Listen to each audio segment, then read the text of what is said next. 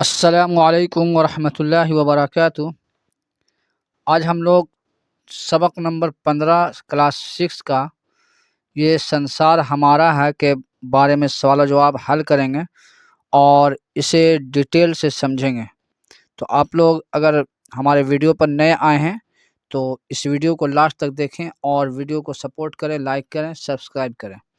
چلیے میں آپ کو سوال جواب بتاتا ہوں۔ ایک جملے میں جواب لکھیں۔ سوال نمبر 1 ہے بادل کس سے ٹکرائیں گے؟ جواب ہے بادل پربت یعنی پہاڑ سے ٹکرائیں گے۔ سوال نمبر 2 ہے گگن کا تارا کسے کہا گیا ہے؟ جواب ہوگا اس دنیا کے ذرے ذرے کو گگن کا تارا کہا گیا ہے۔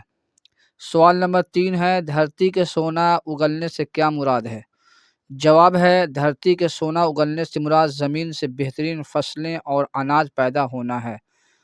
تو یہ سارے ایک لائن کے سوال ہیں اور ایک لائن کے جواب ہیں۔ سوال نمبر 4 ہے خون برسانے کا کیا مطلب ہے؟ جواب ہوگا خون برسانے کا مطلب ہے سونا یا دولت برسانا یا اناج اور غلہ کا ہونا۔ سوال نمبر 5 ہے محنت کا پھل کون پاتا ہے؟ جواب محنت کا پھل وہ پاتا ہے جسے اپنی محنت پر بھروسہ ہوتا ہے۔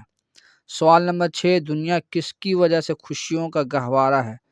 جواب ہوگا دنیا ہری بھری فصلوں کی وجہ سے خوشیوں کا گہوارہ ہے۔ آگے ہے مختصر جواب لکھیں۔ سوال نمبر 1 ہے نظم میں بارش برسنے کے کیا کیا فائدے بتائے گئے ہیں؟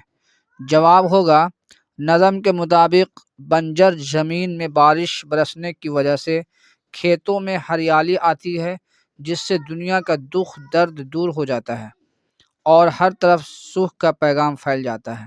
سوال نمبر 2 ہے شاعر نے کیوں کہا ہے کہ دکھ کے بندھن کٹ جائیں گے، سکھ کا سندیشہ آئے گا؟ جواب ہے شاعر کا ماننا ہے کہ جب کسان محنت کرتا ہے اور بارش کے نتیجے میں دھرتی سونا اناج اگلتی ہے، سونا مینس اناج اگلتی ہے، تو اس خوشحالی سے مفلسی اور دکھ درد ختم ہو جاتے ہیں اور ہر طرف سکون و خوشی کا پیغام پہنچتا ہے۔ آگے ہے تیسرے بند میں شاعر نے جن خیالات کا اظہار کیا ہے انہیں اپنے الفاظ میں لکھیے۔ تیسرے بند میں شاعر کہتا ہے کہ وقت ایک بہتے ہوئے دریا کی مانند ہے جس کا رخ انسان اپنی محنت اور عزم کس بل سے اپنی محنت اور عزم سے بدل سکتا ہے۔ جب انسان اپنی محنت پر یقین رکھتا ہے تو یہ پوری زمین اور زندگی کا سمندر اسی کا ہو جاتا ہے اور سارا سنسار اس کی کامیابی کے گیت گاتا ہے۔